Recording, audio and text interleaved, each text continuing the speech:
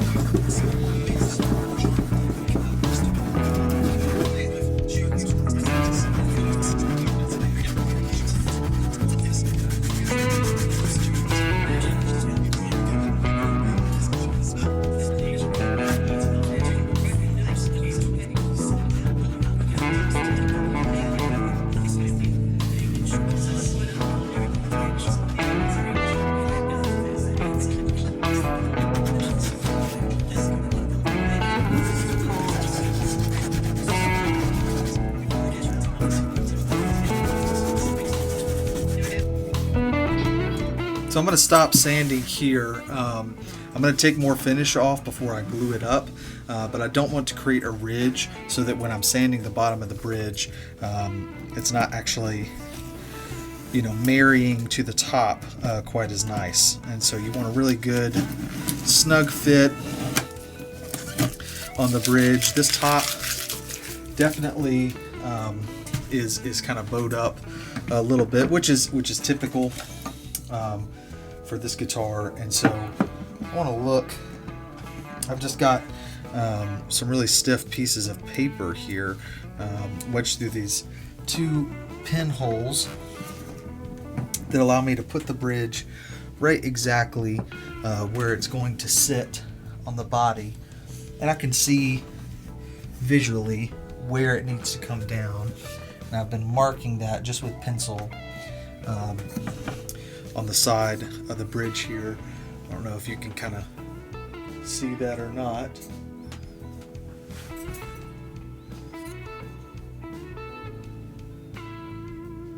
If I can find the light.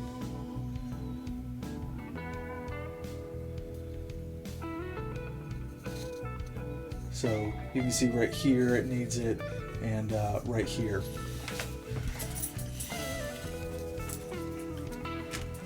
And what we'll see is right here and right here is where it's going to be coming off as we're sanding it to the top here.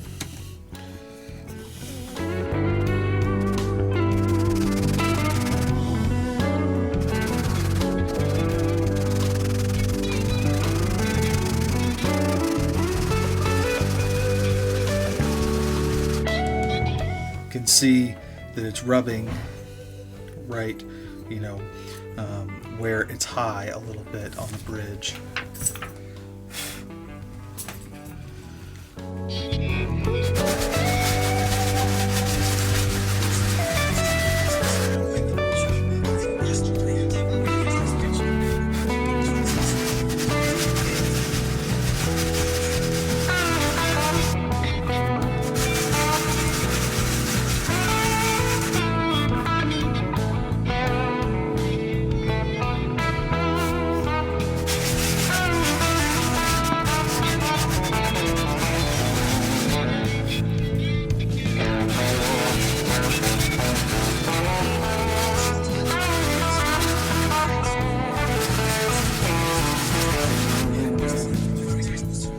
One thing that you're going to know when you're getting close, where it's rubbing is going to start to spread out. And then once you have pretty well full coverage, then I'll go in and kind of scoop the inside just ever so slightly. I mean, if we look on here, I mean, we're talking, you know, half a mil, probably less than that even, maybe a 32nd or a 64th, just so that the perimeter sees the guitar first, then the center here, because there's going to be kind of pulling up, and we want it to be really nice and clean around the edges.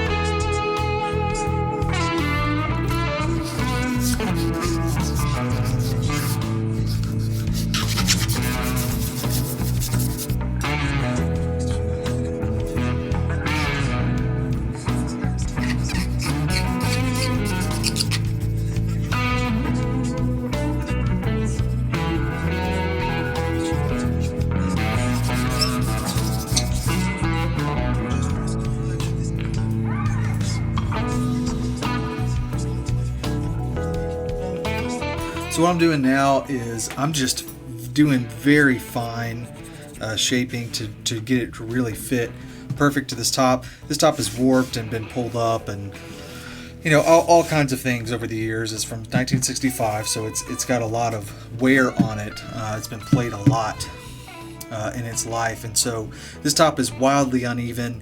On a newer guitar, it doesn't take, you know, maybe quite as much honing in, but this one has taken a bit more. What I'm doing is, and you've probably noticed that I've lined it up here because I've got the two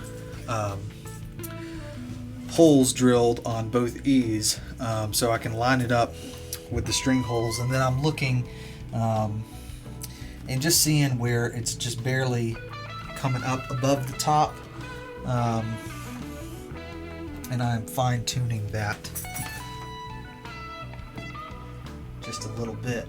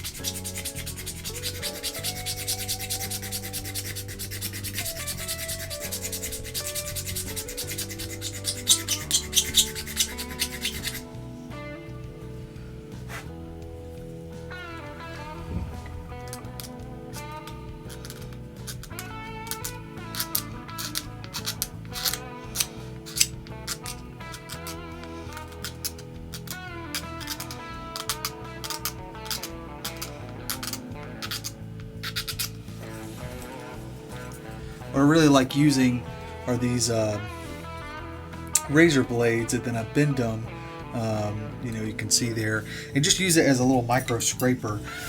They don't stay sharp for very long once you do that, but they are, you know, highly disposable, and it allows me to get in and really shape things to pretty fine detail. So I've got this bridge almost there. It's a really tedious process, but it's worth it in the long run to get a really nice snug fit on the top of the guitar with the bridge. Alright, so I'm pretty happy with how the bridge is sitting now. I think it's not going to get better than it is now.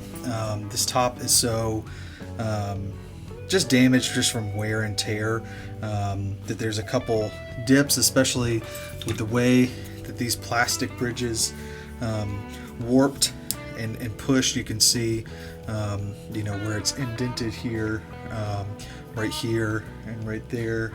It kind of pushed up and pushed down and dug into the finish of this guitar. That there's a couple spots that aren't hugging perfectly around the corner the way that I wanted it to, but because of, I can see where there's like a hairline fracture basically. It's through the finish that's causing it to dip down. It's not going to seat better spending more time on it. So we're going to go ahead and move on to the frets here, and move a couple things out of the way, and we'll get going on pulling the frets off.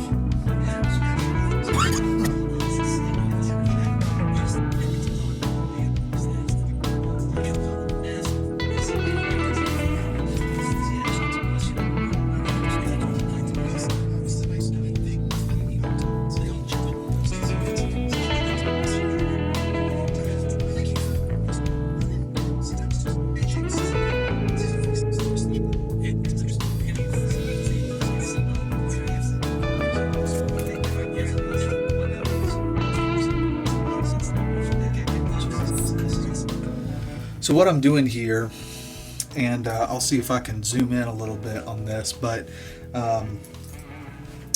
what I'm doing is I'm heating up the fret glue that's in there. It's throwing me off, it looks super wonky.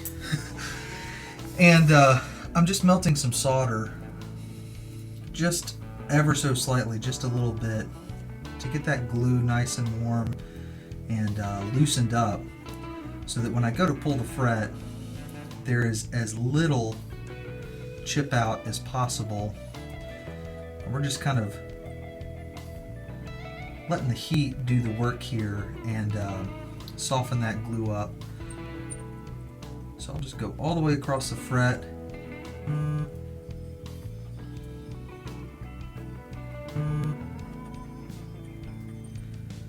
It's my wife and dog coming in and out of the house.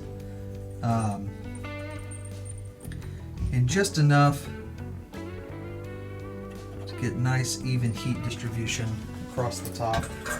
And then I go in with my fret pullers and I'll just get a very gentle bite on the treble end, just to get it to lift up enough.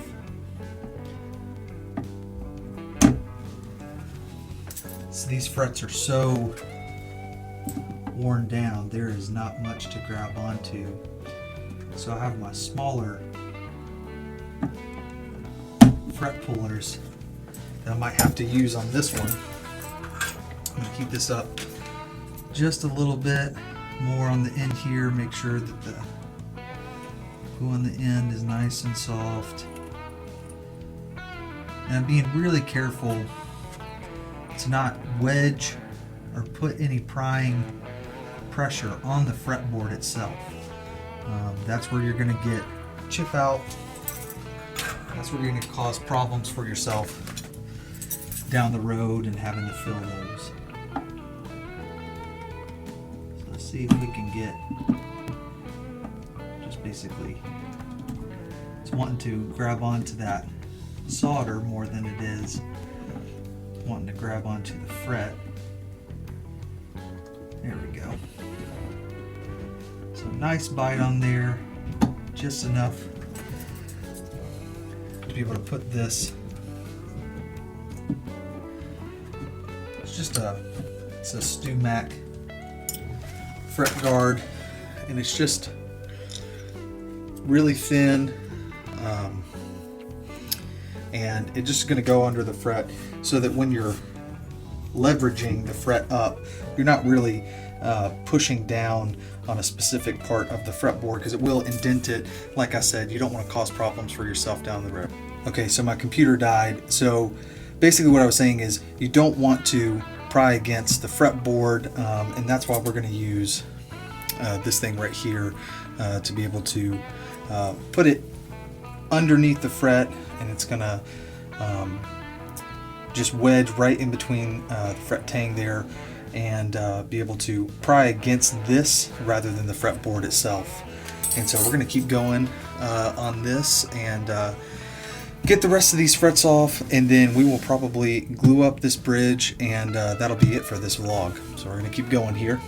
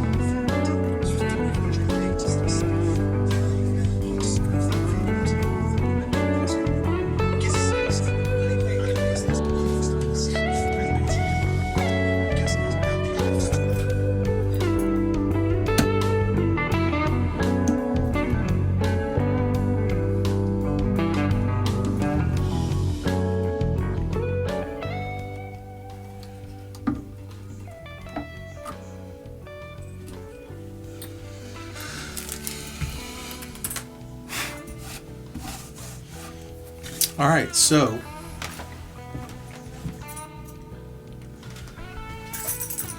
we have all of the frets off of here and the bridge off, and it is a naked guitar. So these are